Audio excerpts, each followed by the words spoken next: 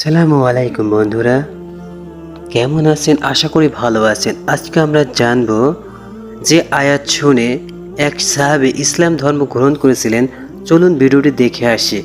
আর ভিডিওটি ভালো লাগলে লাইক, কমেন্ট, শেয়ার এবং সাবস্ক্রাইব করে আমাদের সাথে থাকবেন।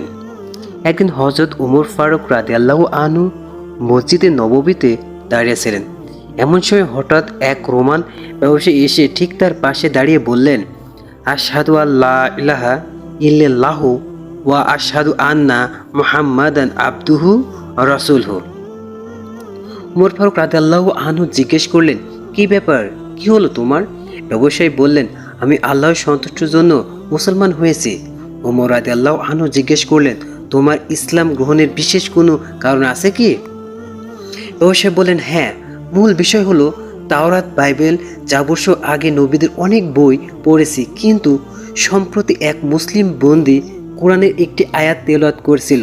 আমি তা শুনে বুঝতে পারলাম যে এই ছোট্ট একটি আয়াতে সব প্রাচীন কিতাবের সব বিষয় চলে এসেছে। এটা দেখে আমি নিশ্চিত হলাম যে আল্লাহর পক্ষ থেকে এসেছে, তাই আমি এই আয়াতের বরকতে ইসলাম গ্রহণ করেছি।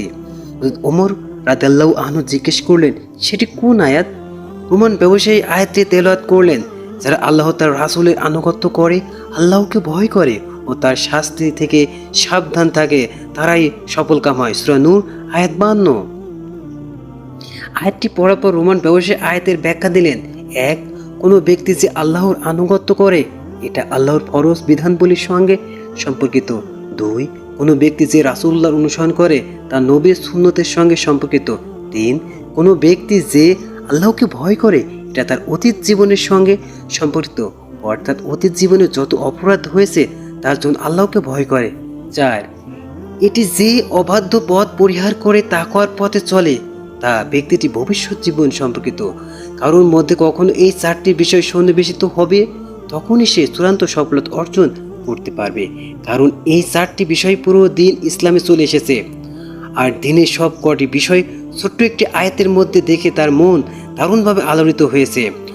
ওমর রাদিয়াল্লাহু আনহু রোমান ব্যবসায়ী এই কথা শুনে বললেন, নবীজি সাল্লাল্লাহু আলাইহি ওয়াসাল্লামের কথা এর সত্যতা আছে, কারণ রাসূল সাল্লাল্লাহু আলাইহি ওয়াসাল্লাম বলেছেন, আমাকে ব্যাপক অর্থপূর্ণ সংক্ষিপ্ত শব্দ কথা বলার ক্ষমতা দেওয়া হয়েছে। সহিহ মুসলিম হাদিস 1054। আসসালামু আলাইকুম বন্ধুরা, ভিডিওটি ভালো লাগলে অবশ্যই শেয়ার করুন।